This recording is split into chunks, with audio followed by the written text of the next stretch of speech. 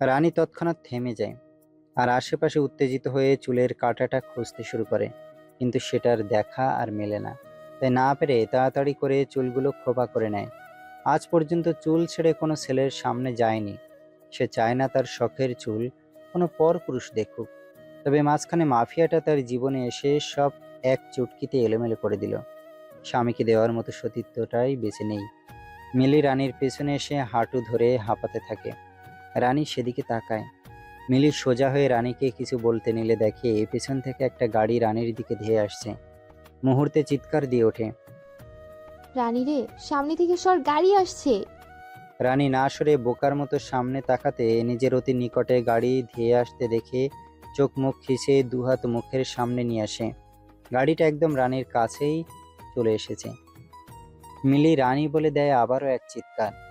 গাড়িতে থাকা ব্যক্তি অনেক কষ্টে তাড়াহুড়ো করে দ্রুত ব্রেক কষে দাঁত চেপে রেগে গাড়ি থেকে নেমে দাঁড়ায়। কিছু সময়ের মধ্যে পরিস্থিতি ঠান্ডা হতে যখন বুঝতে পারে তার কিছু হয়নি, তখন আস্তে আস্তে মুখের সামনে থেকে হাত নামিয়ে সামনে তাকাতে লোকটার হার্টবিট বেড়ে যায়। কেমন ধুকধুক করে বিট করছে, যেন সেটা লাফাতে লাফাতে এখনই বের হয়ে আসবে। থমকে এক দৃষ্টিতে তাকিয়ে রানীকে পর্যবেক্ষণ করতে ব্যস্ত হয়ে পড়ে। বৃষ্টির পানি মাথা ছুঁয়ে মুখশ্রী পেরিয়ে ঠোঁটে স্পর্শ করে গলা দিয়ে নামছে। ডাগর নীল আখির বড় বড় পাপড়ি বারবার ঝাপটানোর ফলে অসম্ভব মায়াবী লাগছে। এইটুকুই যথেষ্ট যে কোনো পুরুষকে আকৃষ্ট করতে। মিলি দৌড়ে এসে রানীর কাঁধে হাত রেখে সামনে তাকায়। জিশান নিজেকে যথাসম্ভব ঠিক রাখতে চাইছে। হ্যাঁ, লোকটার কেউ না বরং জিশান। রানীকে ভেজা অবস্থায় দেখে মনে বলছে কিছু নিষিদ্ধ কাজ করার জন্য। তবে এক মুহূর্তের জন্য চক্ষু বন্ধ করে নিজেকে নিজেই শুধায়। জিসান, এত বেহায়া কবে থেকে হলি? উনি তো তোর নয়। মনকে একটু দমিয়ে রাখ না। ওনাকে এই অবস্থায় দেখার তোর কোনো অধিকার নেই। জিশান কোনোরকম নিজেকে সামলে নিয়ে চোখ মেলে তাকায়। অতঃপর শান্ত মুখ এলিয়ে ফিসলে হেসে বলে, দেখেছেন আমাদের কি ভাগ্য, আবারও দেখা হয়ে গেল দুজনের। মিলি তো বোকার মতো ভুরু কুঁচকে নেয়। তবে রানী মিষ্টি হেসে উত্তর দেয়। হয়তো সৃষ্টিকর্তা এইটাই চেয়েছে। মিলি তো হতভম্ব হয়ে চোখ বড় বড় করে রানীর দিকে তাকায়। রানী একটা অচেনা ছেলের সাথে কথা বলছে, নাকি এরা একে অপরের চেনে? তার মাথায় কিছুই ঢুকছে না। তর সইতে না পেরে রানীর কানের কাছে মুখ নিয়ে হিস হিসিয়ে বলে। কে রে এই হাসির বাচ্চাটা? রানী জিশানের দিকে তাকিয়ে জোরপূর্বক হেসে মিলিকে কোনো দিয়ে গুঁতো মেরে মিলির মতোই করে বলে। তুই হাস কই পেলি? ওনার নাম জিসান। বাড়ি গিয়ে বলবো। এখন চুপ থাক দয়া করে। জিশান দুই বান্ধবীর কানা ঘষা দেখে কেমন অস্বস্তিতে পড়ে যায়। তবে গলা পরিষ্কার করে সিরিয়াস মুখাবয়বে খানিকটা ধমকের স্বরে বলে। এভাবে রাস্তার মাঝে ছোটাছুটি করা মানে কি? আমি যদি ঠিক সময়ে গাড়ির ব্রেক না করতাম তখন কি হতো? কানা ঘষা বাদ দিয়ে দুই বান্ধবী সোজা হয়ে দাঁড়ায়। রানী হাত কচলাতে কচলাতে আমতা আমতা করে ওঠে। আসলে বুঝতে পারিনি, সরি। সেটা বলেই দুজন রাস্তার সাইডে গিয়ে দাঁড়ায়। জিশান তাদেরকে বলে। চলুন আমি আপনাদের ড্রপ করে দিই। রানী অমত করে মাথা নাড়িয়ে হালকা হেসে বলে। না না, তার কোনো দরকার নেই। বৃষ্টিতে ভিজতে ভালোই লাগছে, কারণ ওই যে পানি পবিত্র। জিশান রানীর দিকে তাকিয়ে ভাবে, সত্যি মেয়েটা পবিত্র ফুল, একদম নিষ্পাপ ছোট বাচ্চাদের মতো। আনমনে বলে। বৃষ্টির পানি সব সময় পবিত্রই হয়। আই উইশ এই বৃষ্টির পানিতে আজ আমার শরীরের সব কলঙ্কের দাগ ধুয়ে মুছে দেওয়া হোক।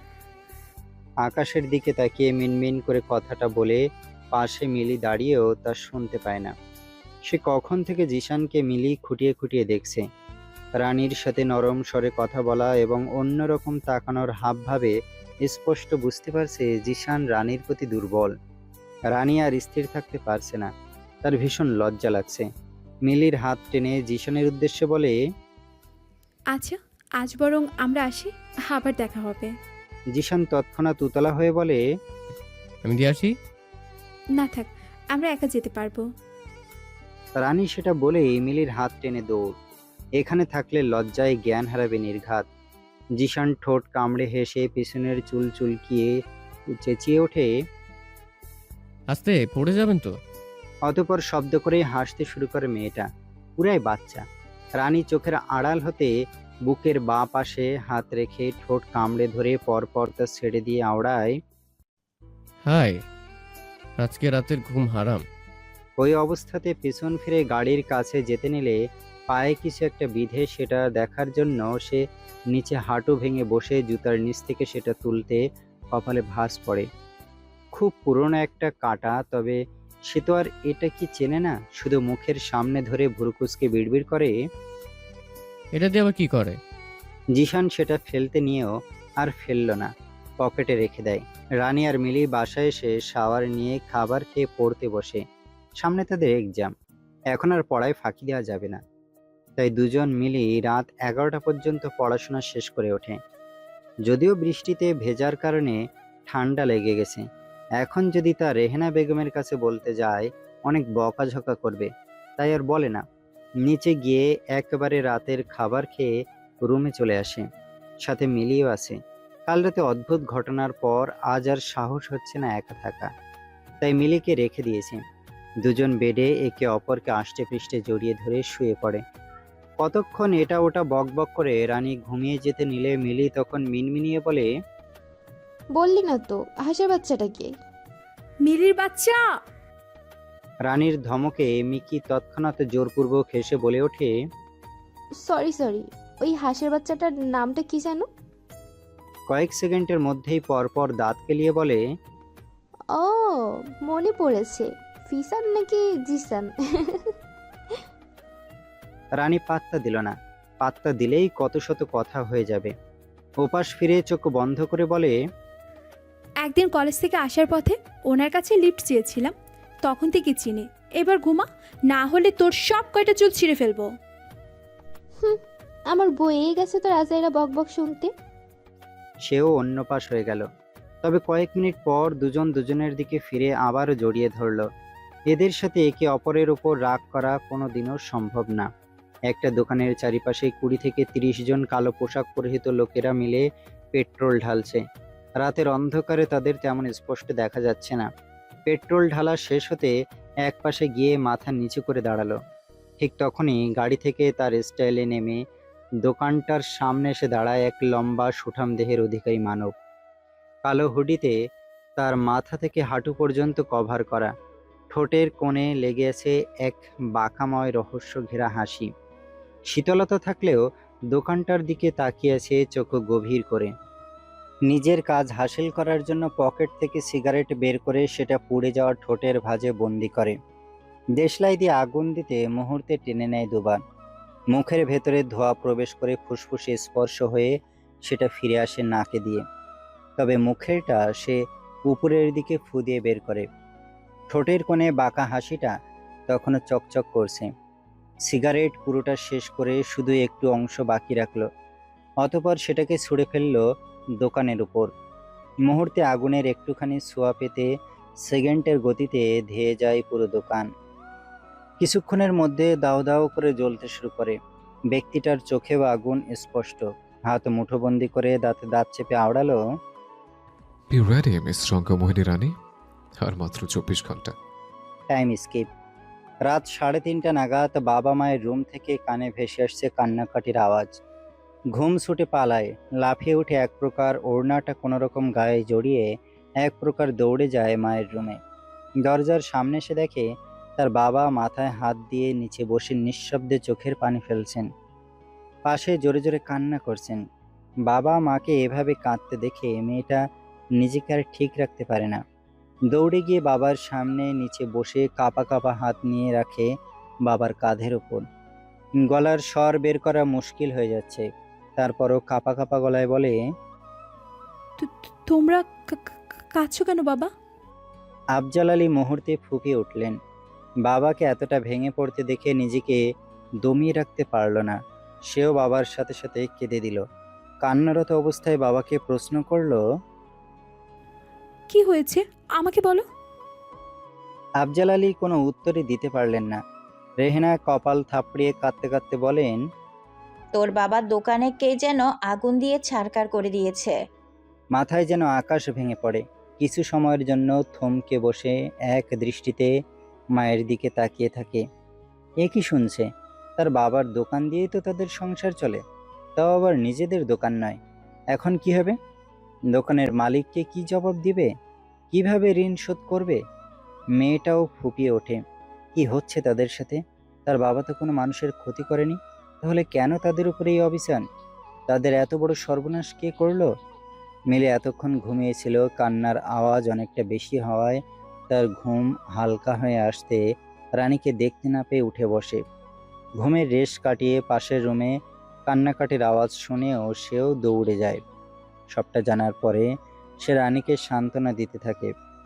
সকালেই লিভিং থেকে ভেসে আসে তুমুল চিৎকার চেঁচামেচি। রানী রুম থেকে দৌড়ে বের হয়ে সোজা নিচে আসে। জাফর চাচা বসে আছেন সোফায়।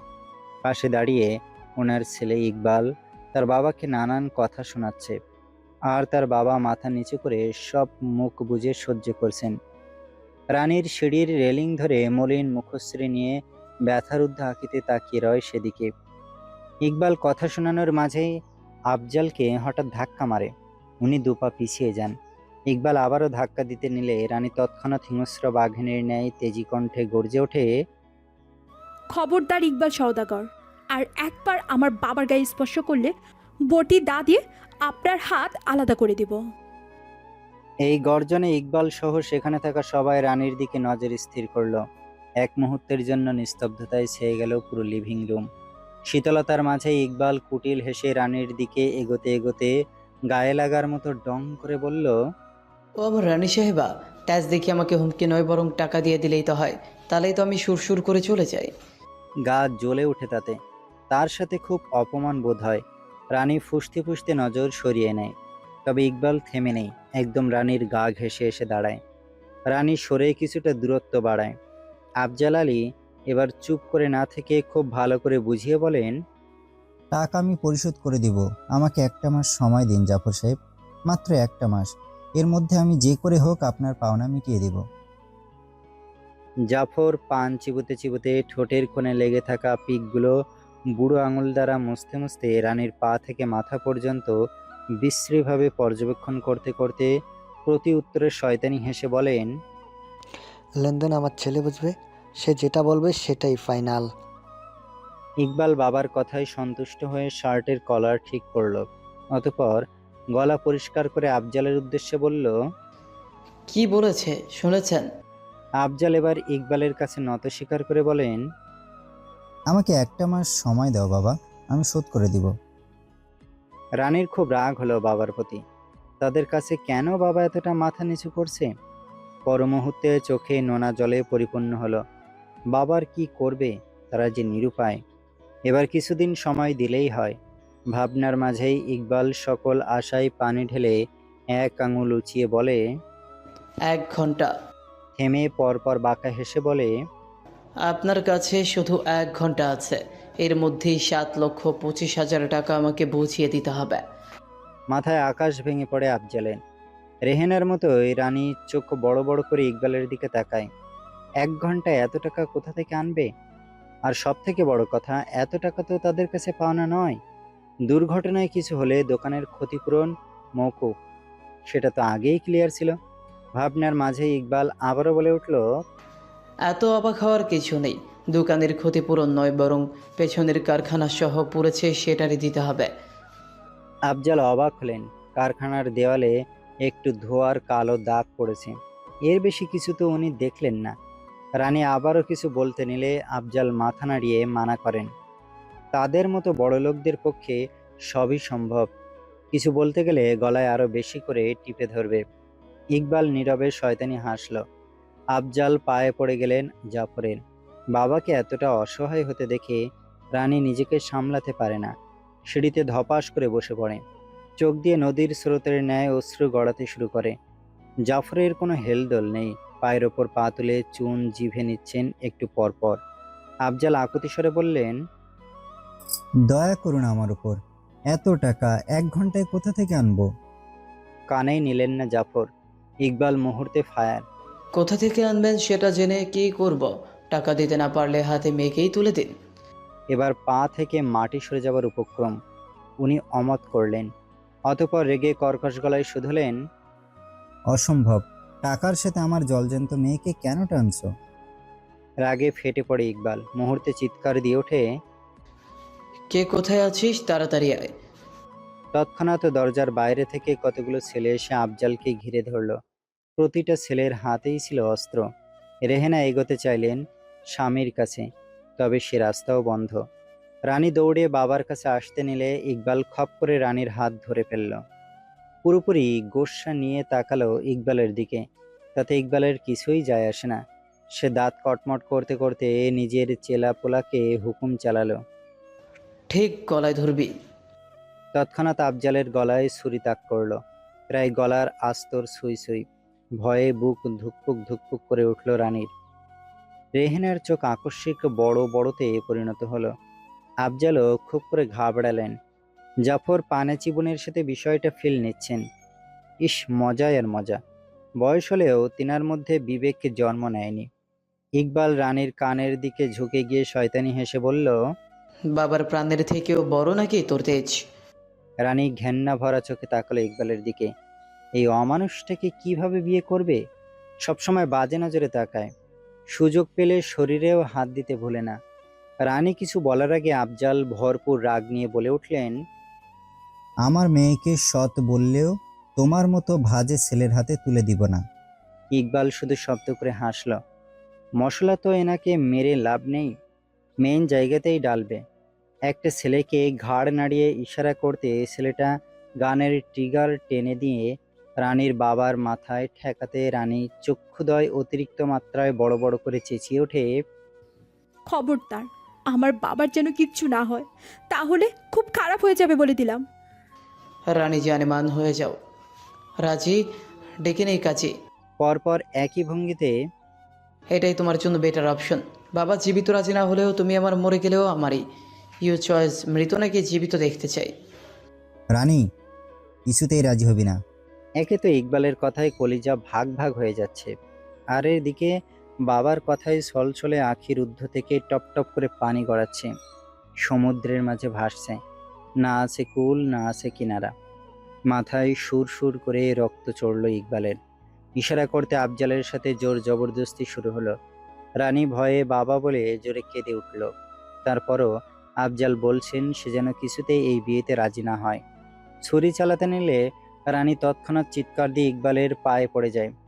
এই নারী যে অসহায়, না পেরে কাঁদতে কাঁদতে আকুতি স্বরে বলে। বাবাকে ছেড়ে দিন, আমি রাজি। ইকবাল রাজ্য জয় করা হাসি দিয়ে রানীকে টেনে তুলল। কি নূরের চেহারা বানালো, যেন সদ্য জন্মানো শিশু। তোমার ঠাঁই তো আমার বুকে, রানী পায় না। জাফর নীরবে শয়তানি হাসলেন। ইকবাল ইশারা করতে অস্ত্র হাতে ছেলেগুলো বের হয়ে গেল। রানী জোর করে নিজেকে ছাড়িয়ে দূরত্ব বাড়ালো। রাগ, ঘৃণা, কষ্ট সব একসাথেই কাজ করছে মনে। রেহেনা কপালে হাত ঠেকালো। ইকবাল দাঁত কেলিয়ে হাসতে হাসতে আফজালের সামনে গিয়ে দাঁড়িয়ে বলে। তাহলে দেরি কিসের, বিকেলে আসছে, একদম বর্ষেছে। কি বলেন হবু শ্বশুর মশাই? আফজালের মেজাজ বিগড়ে গেলেন। উত্তর না দিয়ে নজর সরিয়ে দুপা পিছিয়ে আসলেন। ইকবাল উত্তরের আশা করল না, বাপ নিয়ে বের হয়ে গেল। আফজাল মুহূর্তে কেঁদে উঠলেন। রানীর দিকে তাকিয়ে ভাঙা গলায় শুধালেন। কেন ওই শয়তানটাকে বিয়ে করতে রাজি হলি? রানী ফুপিয়ে জবাব দিল। তোমার প্রাণের কাছে এটা কিছুই না বাবা। রেহনাও খুব করে কাঁদছেন। ওনাদের কান্নার মাঝেই 20 থেকে 30 লোক আসে বাড়ি সাজানোর জন্য। সাথে 3-4 জন মেয়ে দেখেই মনে হচ্ছে পার্লারের। আফজাল রানীকে ইশারা করেন রুমে যাওয়ার জন্য। রানীও উপরে উঠে আসে। তাকে মেয়েগুলো মিলে সাজাচ্ছে। সে শুধু পাথরের মূর্তির মতো বসে আছে, নড়ছেও না। তবে চোখে এক ফোঁটা পানিও নেই। এই মুহূর্তে কান্না করতেই ভুলে গেছে। সাজানো শেষ। গায়ে বেশ ভারী লেহেঙ্গা, মুখে প্রচণ্ড ভারী মেকআপ। মেয়েগুলি চলে যেতে মেলি রুমে প্রবেশ করে। ইতিমধ্যে সেসব জেনে গেছে। ধীরে ধীরে এসে পাশে বসে, ছলছল আঁখি নিয়ে বলে। তুই কি সত্যি এই বিয়েটা করবি রানী? রানী নিশ্চুপ। মিলি কেঁদেই দিল। কাঁধ ঝাঁকিয়ে জোরে বলল। কথা বলছিস না যে? এবার রানী দুহাত ঝাপটিয়ে পাগলের মতো কেঁদে চেঁচায়। তো কি করব আমি মিলি? বাবার প্রাণের কাছে এর থেকে বড় কি হতে পারে আমার? মিলিও হাউমাউ করে রানীকে জাপটে ধরে বলে, ওই জিসানকে বল না তোকে এখান থেকে নিয়ে যেতে। জিশানের নামটা শুনতে কেমন বুক চিনচিন করে উঠল। খুব কষ্ট হচ্ছে, মনের মধ্যে উতাল ঝড় বয়ে যাচ্ছে। কেন এমন হচ্ছে সেটাও সম্পূর্ণ অজানা। এই ব্যথাময় অনুভূতির পাহাড় তার বুকে কেন স্থাপিত হচ্ছে? লোকটার সাথে পরিচয় হাতে গোনা মাত্র কয়টা দিনের, এরই মধ্যে তার কেন এমন অদ্ভুত ফিল জাগছে? রানীর ভাবনার মাঝে আফজাল তড়াক করে রুমে এসে ভিতর থেকে দরজা বন্ধ করে দিলেন। রানী মিলি কিছু বুঝে ওঠার আগেই আফজাল কাছে এসে খানিকটা হাঁপানি স্বরে বললেন, রানী পালিয়ে যা, ওই অসভ্য ছেলের সাথে কিছুতেই তোর বিয়ে দিব না। রানী তৎক্ষণাৎ দাঁড়িয়ে যায়।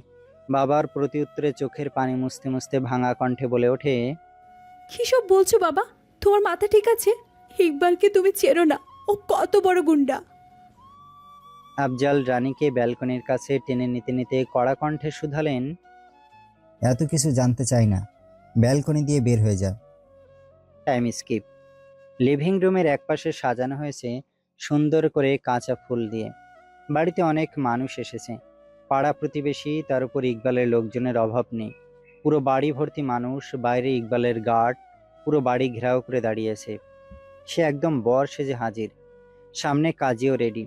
আফজাল একটা একটা করে সিঁড়ি অতিক্রম করছেন, অতিরিক্ত ঘামছেন, বারবার গলায় পেঁচিয়ে রাখা গামছাখানা দিয়ে তা মুছে নিচ্ছেন। দূরে দাঁড়িয়ে জাফর সিগারেট টানছেন। আফজাল নিচে এসে একপাশে চুপচাপ দাঁড়িয়ে রইলেন। অনেকটা সময় পার হতে ইকবাল রাগে গিজগিজ করতে করতে আফজালকে প্রশ্ন ছুড়ে মারল, সে কখন থেকে বসে আছি আর কতক্ষণ লাগবে রানী আসতে?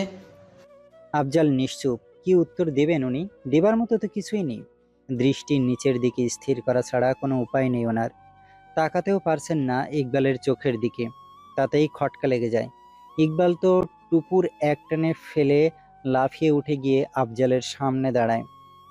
কাঁধ ঝাঁকিয়ে মুহূর্তে কলার চেপে ধরে চিৎকার দিয়ে বলে, সত্যি করে বলতো তোর মেয়ে কোথায়? বাকিদের চোখ কপালে হাঁ করে তাকিয়ে রয় সেদিকে। অনেকে তো কানাঘুষা করতে শুরু করে দিয়েছে রানী নাকি পালিয়ে গেছে, আরো কত কি। ইকবাল তো এবার আগুন।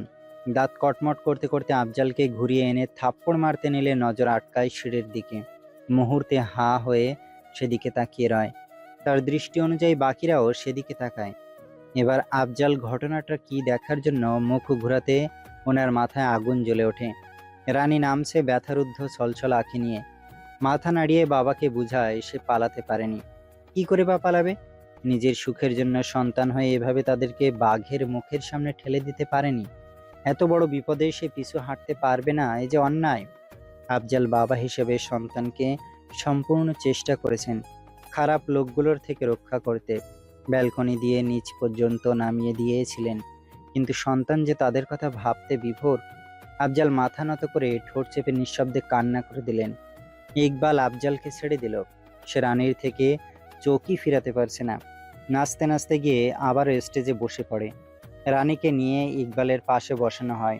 ইকবাল ইচ্ছাকৃতভাবে রানীর সাথে চিপকে যায়। এতে রানীর গা গুলিয়ে ওঠে, কেমন দম বন্ধ হয়ে আসছে তার। তবে এই অবস্থাতে পাথরের মতো বসে থাকা ছাড়া কোনো উপায় নেই তার। মিলে রেহেনা বেগমকে সামলাতে ব্যস্ত। একমাত্র মেয়ের জন্য উনি প্রায় পাগল পাগল হয়ে যাচ্ছেন। কি সব আবল তাবল বিড়বিড় করে যাচ্ছেন। মিলির মনেও তো এক ফোঁটা শান্তি নেই। রানীকে চোখের সামনে ইকবালের মতো একটা খারাপ মানুষের সাথে বিয়ে হতে দেখে এদিকে কাজী পেপার এগিয়ে দিয়ে বলেন দুজনকে সাইন করার জন্য। ইকবাল তো খুশিতে নাজেহাল, 1 মিনিটও সময় নেয়নি, ফটাফট সাইন করে দিয়েছে। রানীর পালা আসতে অনেক কষ্টে কাঁপা কাঁপা হাতে কলম তোলে। তার চোখ ইতিমধ্যে ঝাপসা হয়ে এসেছে। পলক ফেললে টপ টপ করে অশ্রু গড়াবে।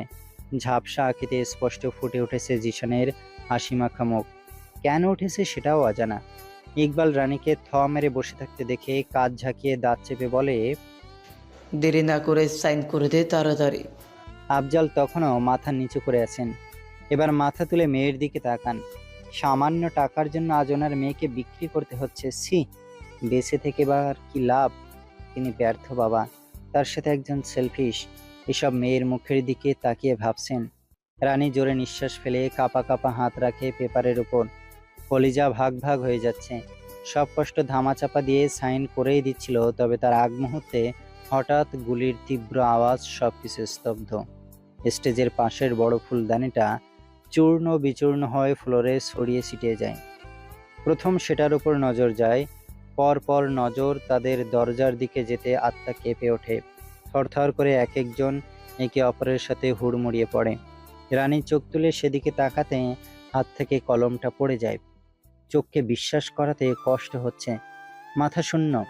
তার মধ্যে তাদের সকালের কানে ভেসে আসে বাঁকা হাসির এক রহস্যময় কণ্ঠ। ও, আমাকে রেখে কি করে বিয়ের কাজ সম্পূর্ণ হবে বলুন?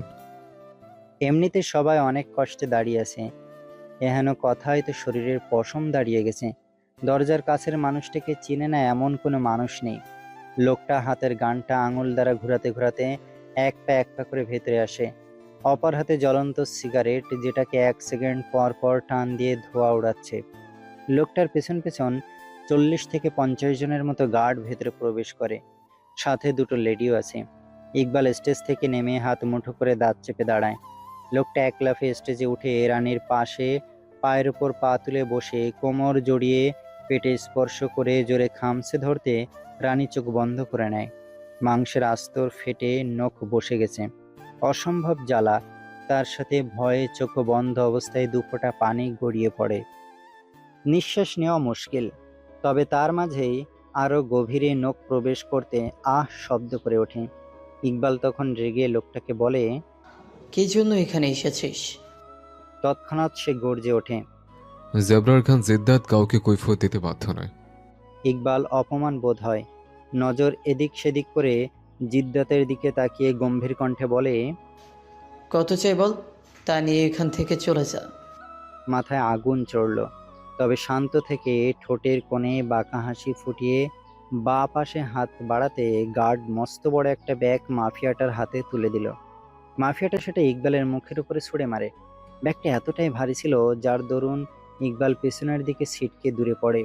নাকের বাঁশি ফেটে 2 ফোঁটা রক্ত বের হয়ে আসে। আকস্মিক ঘটনায় সবাই অপ্রস্তুত ছিল, জড়সড় হয়ে থাকা ছাড়া এই মুহূর্তে কোনো রাস্তা নেই। আফজাল আলী নিচের দিকে তাকিয়ে আছেন, কি দেখবেন আর এসব কাহিনী। মাথা শূন্য, কাজ করা অলরেডি বন্ধ করে দিয়েছে। ইকবাল রেগেমেগে রক্তটা হাতের উল্টো পিঠে মুছে চেঁচিয়ে ওঠে, এসবের মানে কে? আওয়াজ নিয়েছে। দাঁত চেপে বলে, পরপর ভুরু উঁচিয়ে ব্যাগটার দিকে ইশারা করে। খোলার জন্য বলছে বুঝতেই ইকবাল ভুরু কুঁচকে একটুখানি চেইনটা খুলতে আখিদয় কুমড়োতে পরিণত হয়। পুরো বেরিয়ে আসার উপক্রম। ব্যাগ ভর্তি টাকা দেখে শুধু ইকবাল নয়, সেখানে থাকা প্রতিটা মানুষেরই একই হাল। এতগুলো টাকা একসাথে দেখে যে কেউই লোভ সামলাতে পারবে না। ইকবালও পারল না, তবে খানিকটা আমতা করে উঠল। এইগুলো আমাকে কেন দিয়েছিস? জিদ্দাত তখন রেগে হুঙ্কার দিল, ভিখারিকে ভিক্ষা দিয়েছে, টাকাগুলো নিয়ে সোজা দরজা দিয়ে বের হয়ে যা, আউট। অপমানে তেলে বেগুনে জ্বলে ওঠে। সহ্য করতে না পেরে তেড়ে এসে কলার ধরতে নিলে জিদ্দাত শুধুমাত্র 2 আঙুলে ইকবালের বক্ষ ঠেলে থামিয়ে দেয়। 2 আঙুলের শক্তির কাছে ইকবাল নড়াচড়া করার শক্তি হারিয়েছে। রেগে সর্বোচ্চ শক্তি দ্বারা থাপ্পড় দিতে নিলে জিদ্দাত তাকে একটানে ঘুরিয়ে গলা চেপে ধরে শয়তানি হেসে ঘাড় কাত করে বলে, পুঁটি মাছের শক্তি নিয়ে আমার সাথে লাগতে এসছিস? ইকবাল তো হাত ছাড়ানোর চেষ্টায় ব্যস্ত, দম যেন বন্ধ হয়ে যাবে, মুখ দিয়ে গোংড়াচ্ছে। জোরে চেপে ধরায় মুখ দিয়ে কথা বের করতে পারছে না। পরিস্থিতি খারাপের দিকে চলে যাচ্ছে দেখে জাফর দৌড়ে এসে অনেকবার আকুতি মিনতি করে ইকবালকে ছেড়ে দেওয়ার জন্য। শেষ পর্যন্ত কোনো লাভ হচ্ছে না দেখে মাফিয়াটার পায়ে পড়ে গেলেন। তারপরও ছাড়ার কোনো নামই নেই। রানী আর সহ্য করতে না পেরে শব্দ করে কান্না করতে করতে জিদ্দাতের বাহু ঝাঁকিয়ে বলে, ছেড়ে দিন, মরে যাবে তো, দয়া করে এমন করবেন না। রানী বারবার জিদ্দাতের হাত ঝাঁকিয়ে পাগলের মতো চিৎকার করছে ছেড়ে দেওয়ার জন্য, তা না হলে যে ছেলেটা মরে যাবে। মিলি ভয়ে সিঁড়িতে দাঁড়িয়ে কাঁদছে। জাবরার এবার ইকবালকে স্টেজ থেকে সজোরে ছুঁড়ে মারে, যার দরুন ফ্লোরে গড়িয়ে পিলারের সাথে গিয়ে মাথায় আঘাত পায়। জাবরার তৎক্ষণাৎ রক্তচক্ষু নিয়ে রানীর গলা চেপে ধরে দাঁত কটমট করতে করতে বলে, বাহ, এত দয়ালু ব্যক্তি আপনি, আপনাকে তো আমি পরে দেখে নেব। রানী মাফিয়াটার থেকে হাত ছাড়ানোর চেষ্টা করে রাগ দেখিয়ে বলে, কিসের জন্য এখানে এসেছেন? ছাড়েন আমায়। মাফিয়াটা রানীকে পেছনের দিকে ঠেলে দেয়। তবে সে মাফিয়াটার কথার পেস ঠিক বুঝে উঠতে পারল না। ইকবাল কোনোরকম দলবল নিয়ে এখান থেকে কেটে পড়ে। তবে টাকার ব্যাগটা নিতে একদমই ভোলেনি। জাবরার হাত উঁচিয়ে তুড়ি বাজাতে তৎক্ষণাৎ মুহূর্তে ফুলগুলো ছিঁড়ে পরিষ্কার করে ফেলে গার্ড। বাড়ি ভর্তি লোকজন ভয়ে প্রাণ নিয়ে পালাতে নিলে দরজার কাছে তীরের মতো গিয়ে তীব্র আওয়াজে বসে বুলেট। হ্যাঁ, মাফিয়াটাই শুট করেছে। শান্ত শীতল মুহূর্তে সে বন্দুকের নলে ফু দিয়ে ট্রিগার টেনে কয়েকটি বাক্য উচ্চারণ করলো। এখন থেকে বাড়ি যাওয়া তো দূরের কথা, দরজার ওপাশে যাওয়ার আগেই তার লাশ পড়ে যাবে। কেঁপে উঠে সকলে শান্ত কয়েকটি বাক্য শুনেই সাহসে কুলোয়নি কারো এক পা সামনে বাড়ানোর। জাবরার নীরবেই শয়তানি হেসে লেডির দিকে তাকাতে ওরা বুঝে যায় তাদের বস এই মুহূর্তে কেন তাকিয়েছে। দেরি না করে রানীর হাত ধরতে সে ঝাড়া মেরে হাত ছাড়িয়ে নিয়ে রেগে চাচায়। আমার হাত ধরার মানে কি? মাফিয়াটা দু আঙুল লেডিগুলোকে পিছিয়ে যেতে বলে। শরীর ছুলে লাশ ফেলে দেবে সে। ভয়ে মেয়েগুলো পিছিয়ে যায়। জিদ্দাত রানীর কোমর জড়িয়ে ঘাড় কাত করে ভিলেন স্মাইল দিয়ে বলে, একটু ওদিকেও তাকান মিসেস। রানী রাগ গিজগিজিয়ে জিদ্দাতের থেকে নিজেকে ছাড়ানোর চেষ্টা করে। সামনে তাকাতে থমকে দাঁড়ায়। তার বাবা নিচের দিকে তাকিয়ে আছেন, আর দুপাশে দুজন গার্ড মাথায় গান তাক করে রেখেছে। মাফিয়াটা ঠিক কি করতে চাইছে সেটাই বুঝতে পারছে না। দ্বিগুণ রাগ নিয়ে মাফিয়াটার দিকে তাকায়। দাঁত কটমট করতে করতে দু হাতে সজোরে জিদ্দাতের বুকে ধাক্কা মেরে কাঁদতে কাঁদতে চেঁচিয়ে ওঠে। আমার বাবাকে ছেড়ে দিতে বলুন। পরপর আবারও ধাক্কা মেরে চেঁচায়, আমি আপনার কি ক্ষতি করেছি যার জন্য আমার পিছনে পড়ে আছেন? এত জোরে থাপ্পড় খাওয়ার পর মাথার টিকলিটা খুলে নিচে পড়ে গেছে। সবাই তো ভয়ে হাঁ করে তাকিয়ে আছে, তাদের গলা ইতিমধ্যে শুকিয়ে কাট। এখানে আসাটাই ওনাদের মস্ত বড় ভুল ছিল। মিলি আর সিঁড়িতে দাঁড়িয়ে থাকতে পারে না, দৌড়ে এসে রানীর পাশে দাঁড়ায়। রানী গালে হাত দিয়ে নীল মণিযুক্ত আঁখি ভর্তি পানি নিয়ে জিদ্দাতের দিকে তাকিয়ে কিছু বলতে নিলে সে হাত উঁচিয়ে থামিয়ে দেয়। অতঃপর দাঁত পিষতে পিষতে শুধায়, আপনার বাবাকে সুস্থ এবং জীবিত দেখতে চাইলে চুপচাপ যা করতে বলবো তা মেনে নেওয়াটাই আপনার জন্য মঙ্গল। রানী ফুঁপিয়ে ওঠে। সে এখন কি করবে? বাবার প্রাণের কাছে বড় কি আর হতে পারে? ওদিকে রেহেনা বেগম 1 ঘন্টা সেন্সলেস হয়ে রুমের ভেতরে পড়ে আছেন। রানী নিজ ইচ্ছায় মেয়েগুলোর সাথে যেতে বাধ্য হয়। উপরে আসতে মেয়ে দুটো সকল প্রকার সাজসজ্জা তুলে ফেলতে থাকে। তবে খুব সাবধানতা অবলম্বন করছে, রানীর শরীরে স্পর্শ করতে বিরত। না হলে যে কল্লা যাবে। কাঁদছে সে, ধুকে ধুকে কাঁদছে। তার জীবনে কি হতে চলেছে বুঝতে তখনও অক্ষম। লেহেঙ্গা পাল্টে লাল টুকটুকে শাড়ি পরিয়ে দেয়। ততক্ষণে রানী শান্ত রোবটের মতো দাঁড়িয়ে আছে। খেয়াল হারিয়েছে কিছুক্ষণ আগেই। কপালে লাল সাদা আলপনার ডিজাইন করে দিচ্ছে। বিশেষ করে এটা হিন্দুরা বিয়ের সময় দিয়ে থাকে। মেয়েগুলো কি করছে তা রানী জানে না। সে তো জানে তার ভাবনার জগতে তাকে পুরো হিন্দুদের সাজে সাজিয়ে দিয়েছে। হাতে শাঁখাপলা, চুল বেঁধে দেওয়ার পালায় একটা মেয়ে চুলে হাত দিতে নিলে হুঁশ ফিরে তার। তৎক্ষণাৎ খপ করে মেয়েটার হাত ধরে নেয়। অতঃপর ফুঁসতে ফুঁসতে হাতটা ফিক্কা মেরে সরিয়ে চেঁচিয়ে ওঠে, খবরদার, আমার চুলে ভুলেও হাত দিবেন না। মেয়েটা মাথা নত করে শান্ত কণ্ঠে বলে, হাত না দিলে চুল বাঁধবো কিভাবে ম্যাম? আপনারা রুম থেকে বের হন, আমি নিজেরটা নিজেই করে নিব। মেয়েগুলো আর কিছু না বলে মাথা নিচু করে রুম থেকে বের হয়ে যায়। রানী এবার দর্পণের দিকে তাকায়। নিজের প্রতিচ্ছবি দেখে এর সাথে সাথে কলিজা কামড় দিয়ে ওঠে। তাকে কোন সাজে রাঙিয়ে দিয়েছে? এত বড় পাপ কাজে সেও লিপ্ত হয়ে গেল। তার পুরোটা শরীরে শুধু অপবিত্র জিনিসে বিরাজ করছে। ডুকরে উঠে হাত দিয়ে ঘষে কপালের সাজটা তুলে ফেলে। চোখ দিয়ে টপ টপ করে পানি পড়ছে। হাত থেকে সব চুড়িগুলো খুলে রুমের দেয়ালে ছুঁড়ে মারে। সেগুলো দেওয়ালে লেগে ভেঙে ছোট খণ্ড খণ্ড হয়ে নিচে পড়ে। চুলগুলো রানী কাউকে দেখাতে চায় না, তাই দুপাট্টা দিয়ে পুরো মাথায় ঢেকে নিয়ে রুম থেকে বের হয়। সিঁড়ি দিয়ে নামার সময় মাথাটা কেমন ঘুরাচ্ছে। কোনো রকম নিচে নেমে এলো। বাড়িটা আগের থেকেও বেশি সুন্দর করে সাজানো হয়েছে। জিদ্দাত এই মুহূর্তে সোফায় পায়ের উপর পা তুলে ফোন স্ক্রল করতে ব্যস্ত। একটা মেয়ে এসে রানীকে নিয়ে স্টেজে মাফিয়াটার পাশে বসিয়ে দেয়। কাজী নতুন পেপারস তৈরি করে রানীকে বলে সাইন করতে। রানী একবার নিজের বাবার দিকে তাকায়, যিনি কিনা আগের মতোই মাথা নিচু করে আছেন। ঠোঁট কামড়ে ধরে সে কান্না আটকানোর চেষ্টা করছে। এতক্ষণ না বুঝলেও এবার খুব ভালো করে বুঝে গেছে এই মাফিয়াটা কি করতে চাইছে। জিদ্দাত তখনও নিজের ফোন স্ক্রল করতে ব্যস্ত। রানী কলমটা হাতে নিয়ে চোখ বন্ধ করে কয়েকটা নিঃশ্বাস নিয়ে কাঁপা কাঁপা হাতে সাইন করতে করতে মনে মনে আওড়ায়, কবুল কবুল কবুল। কাজী ভয়ে ভয়ে জিদ্দাতের দিকে এবার পেপার এগিয়ে দিয়ে বলেন, স্যার সাইন করে দিন। ফোনটা পকেটে রেখে কলমটা নিয়ে সাইন করে রহস্যময় হেসে কাজীর কানের কাছে ঝুঁকে গেল।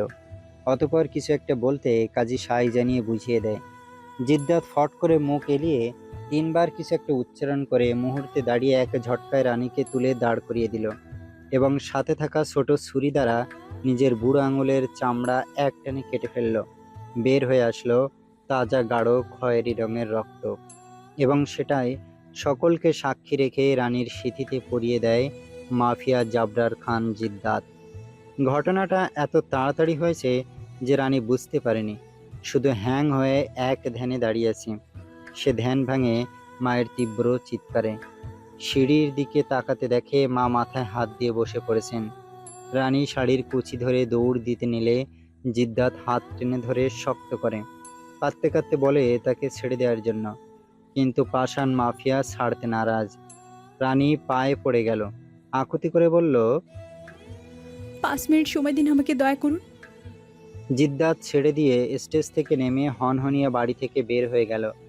রানী দৌড়ে সিঁড়ি দিয়ে উপরে এসে নিজের মাকে ধরতে নিলে উনি হাত দিয়ে থামিয়ে দিলেন এবং চিৎকার দিয়ে বলে উঠলেন, খবরদার, ভুলেও তুই আমায় ছুবি না।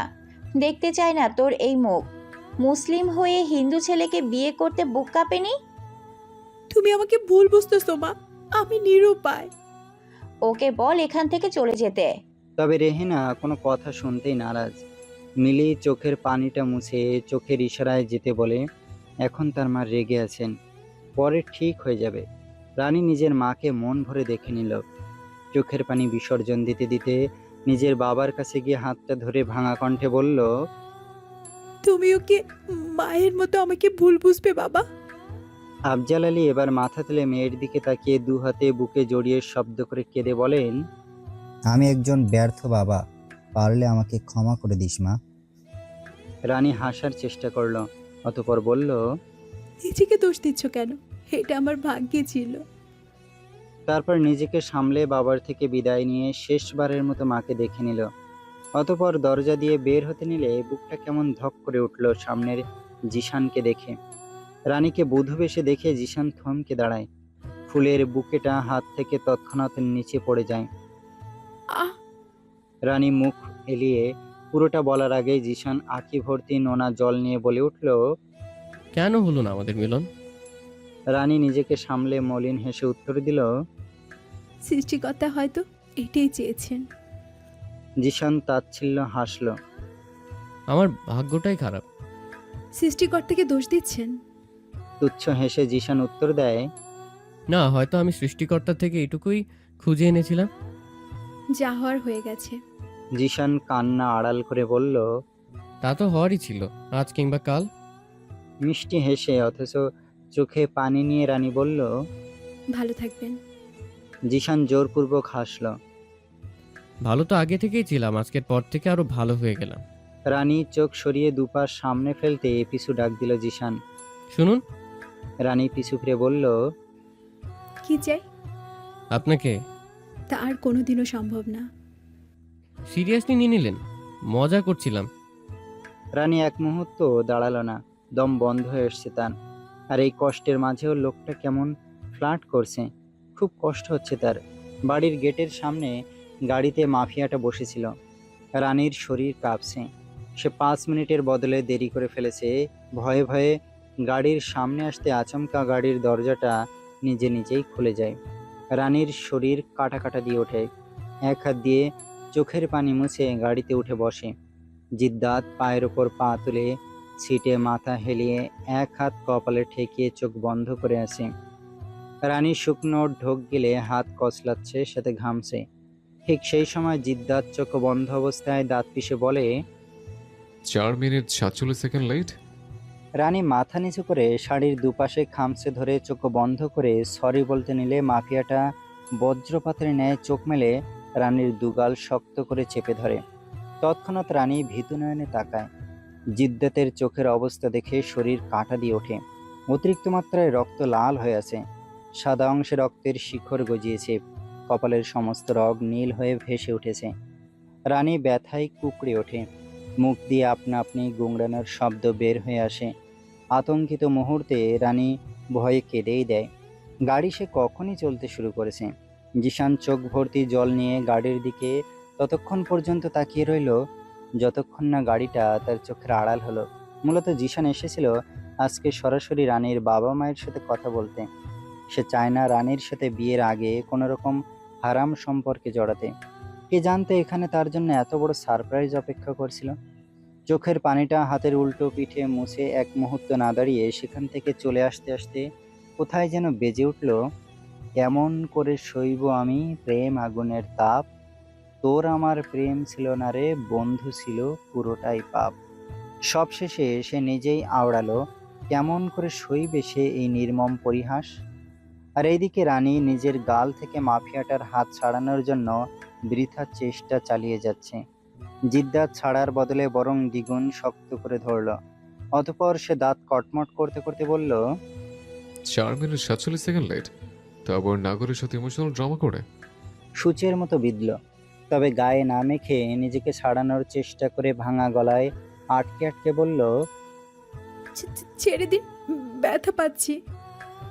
তৎক্ষণাৎ মাফিয়াটা গর্জে উঠল, ব্যথা পাওয়ার জন্যই ধরেছে। ক্ষমা করুন, আর এমন হবে না। কথাটা শেষ হতেই রানীকে ধাক্কা মেরে গাল ছেড়ে দিতে মাথায় গিয়ে আঘাত পায় সিটডোরে।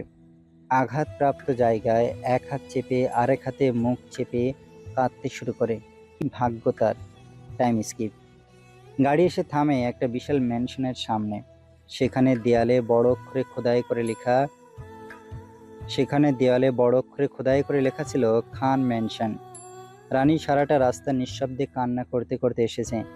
জিদ্দাত গা ছাড়া ভাব নিয়ে গাড়ি থেকে নেমে দুহাত পকেটে রেখে সিনা টান টান করে গম্ভীর স্বরে বলে, গাড়ি থেকে নামুন। রানী কান্না করতে করতে ক্লান্ত, তার উপর সারাদিন না খেয়ে আছে, তাতেই শরীরে বিন্দুমাত্র শক্তি নেই। হাঁটু কাঁপছে। চেষ্টা করে উঠতে নিলে মাথা ঘুরে ওঠে, সে আবারও সিটে ধপাস করে বসে পড়ে। জিদ্দাত সব দেখেও যেন দেখছে না। কটমট দৃষ্টিতে তাকিয়ে রেগে গিয়ে বসে এক ধমক। কি বলছে শুনতে পাচ্ছেন না? মাফিয়াটার থেকে এত জোরে ধমক খেয়ে ভয়ে ফুপিয়ে কেঁদে ওঠে রানী। জিদ্দাত এবার দাঁত কটমট করতে করতে নুয়ে গিয়ে রানীকে কোলে তুলে নেয়। তাও আবার এত জোরে কোমরে খামচে ধরেছে যে রানী ব্যথায় মৃদু শব্দ করে আর্তনাদ করে ওঠে। কান্না থামিয়ে ঠোঁট চেপে ধরে। জিদ্দাত রানীর থেকে গরম দৃষ্টি সরিয়ে বিশাল গেট দিয়ে প্রবেশ করে, যেটা কিনা মাফিয়া জাবরার খান জিদ্দাত আসার আগমনের পরপরই গার্ড খুলে দিয়েছিল। প্রতিটা গার্ডের দৃষ্টি স্থির জমিনের দিকে। ভয়ঙ্কর মানবের দিকে চোখ তুলে তাকানোর সাহস নেই যে কারো। মাফিয়াটা রানীকে নিয়ে সদর দরজা দিয়ে খান ম্যানশনে প্রবেশ করে। লিভিংয়ে বসেছিলেন 3 ভাই, রামদাস এবং মেজ ভাই হরিরাম দাস ও ছোট ভাই রিপন দাস। জিদ্দাতকে দেখা মাত্রই ওনারা বসা অবস্থা থেকে দাঁড়িয়ে যান। আশেপাশের সবকিছু জিদ্দাত উপেক্ষা করে হনহনিয়ে সিঁড়ি দিয়ে উপরে উঠতে নিলে রামদাস গম্ভীর স্বরে বলেন, দাঁড়াও। প্রয়োজন মনে করি না। চলন্ত অবস্থায় গা ছাড়া ভাব নিয়ে তা বলতে রামদাস খানিকটা কড়া কণ্ঠে শুধালেন, নিজের বাবাকে বলতেও তোমার প্রয়োজন লাগে? কোনো উত্তরই আসলো না পাষাণ লোকের থেকে, বরং সে তার মতো করে উপরে উঠে গেল। রামদাস মুখ এলিয়ে আরো কিছু বলতে নিলে হরিরাম থামিয়ে দিলেন এবং খুব শান্ত ও নরম স্বরে বললেন, দাদা শান্ত হন, দেখতেই তো পারছেন বিয়ে করে বউ নিয়ে এসেছে। জিদ্দাত কেমন তা তো খুব ভালো করেই জানেন। রামদাস আর ওনার ছোট ভাই একটু বেশি রাগী ও গম্ভীর টাইপের, কিন্তু হরিরাম, যিনি ভদ্র ও ঠান্ডা মেজাজির, চোখে সবসময় চশমা পরে থাকেন, চশমা ছাড়া কম দেখেন। রামদাস চুপ করে রইলেন, আর কিছুই বললেন না। এই ম্যানশনটা বিশাল বড়, 2টো ফ্ল্যাট 2 ভাগে বিভক্ত। ম্যানশনটা একদিনে সবটা ঘুরে দেখা অসম্ভব। জিদ্দাত দ্বিতীয় ফ্ল্যাটে রানীকে নিয়ে নিজের রুমে এসে কোল থেকে নিচে ফেলে দিল। রানী না পেরে মা বলে কোমর ধরে আর্তনাদ করে উঠল। সে কানেই নিল না, দাঁত কটমট করতে করতে বাহির থেকে দরজার লক করে দিল।